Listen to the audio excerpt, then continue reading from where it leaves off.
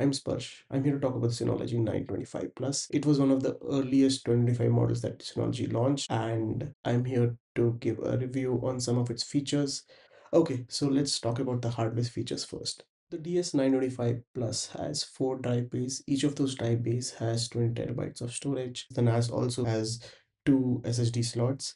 Each of these slots you can install up to 3.2 terabytes of SSDs, and you can use them as a cache or you can use them as storage pool. Now, coming to the RAM part, it also has 4 GB of RAM as a base, and you can always expand it up to 32 gigabytes.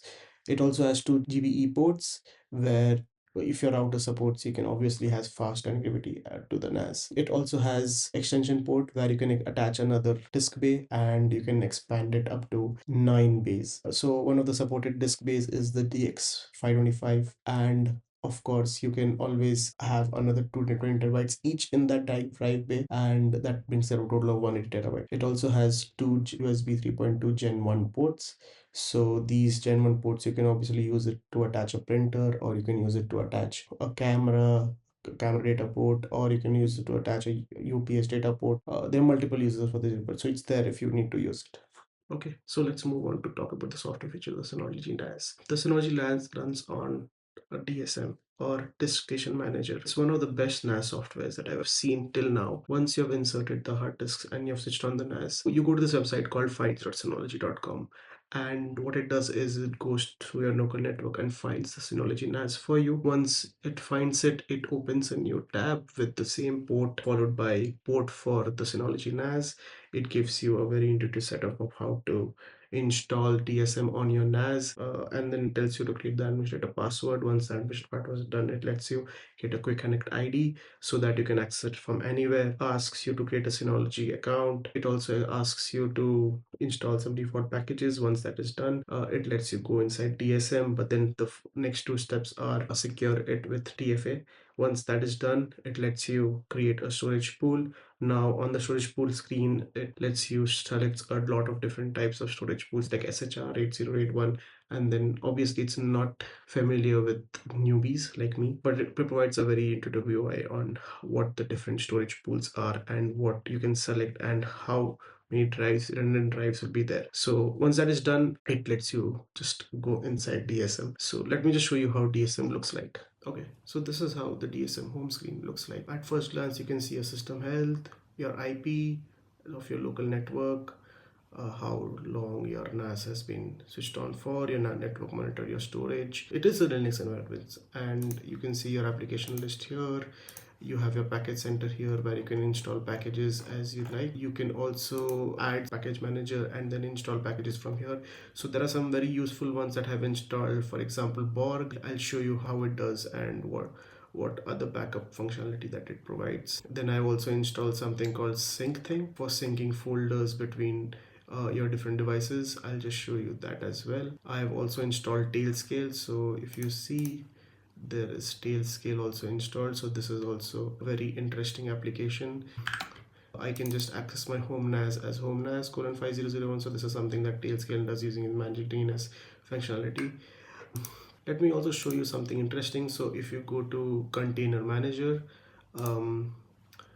you can also run your own containers here, and some of the containers that are already running are Synology's own, and you can obviously create new containers, and it has the list from the official linuxserver.io.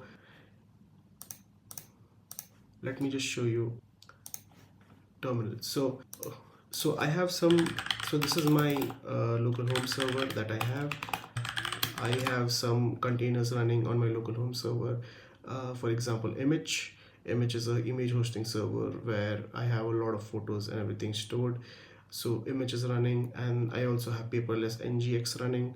So these are something that are hosted publicly. What I do is I back up their data folders into the Synology NAS periodically.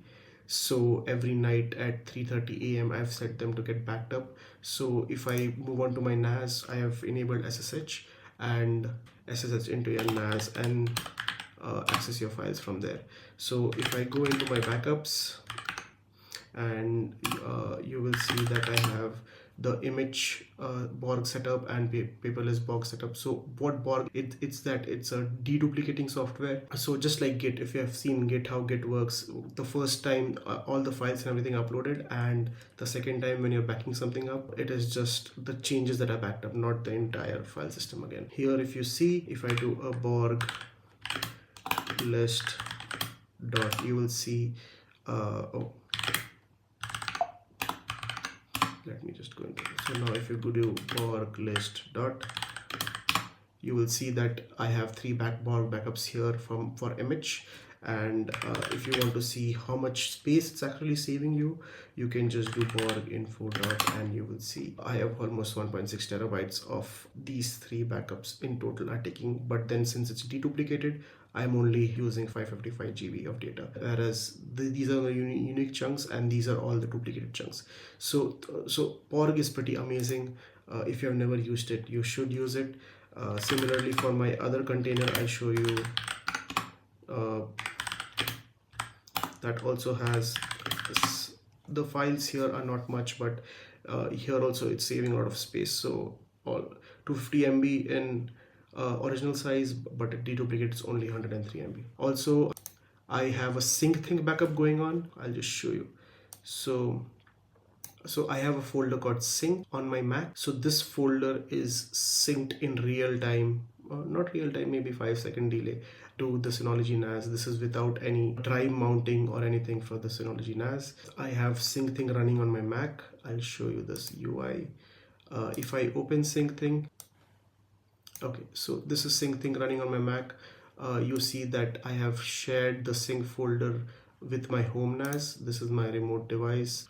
It has some identification and everything. So this folder gets duplicated in real time, and it is always in sync on my home NAS.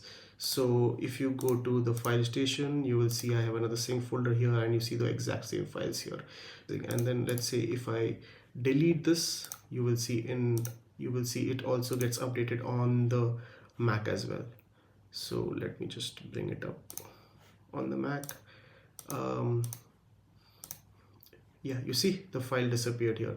So it is pretty fast, and it keeps the files in sync. Now talking about Tailscale, you did see domain name. So this is something called Magic DNS. This is what Tailscale provides. You can set up a domain name kind of thing for your home network, and it is always running. So the software here is pretty amazing, and you can do a lot of things with it. There's also Synology Photos. If you go to Synology Photos, you will see that I have some of my photos synced here. So some of these photos have a Google type UI, and it sorts all your photos. So coming to the conclusion, I think the Synology NAS is a great piece of hardware and software. The software is simply amazing, and as someone who has used a lot of mini PCs, Raspberry Pis to host a lot of things, I think the DSM is up there, one of the best softwares on any NAS. So should you buy it? I would say definitely. For any beginner who is entering into the NAS ecosystem, I think this is a definite buy, and you will not get a more reliable and easy to use option anywhere else. Okay, so thank you for watching. Bye bye.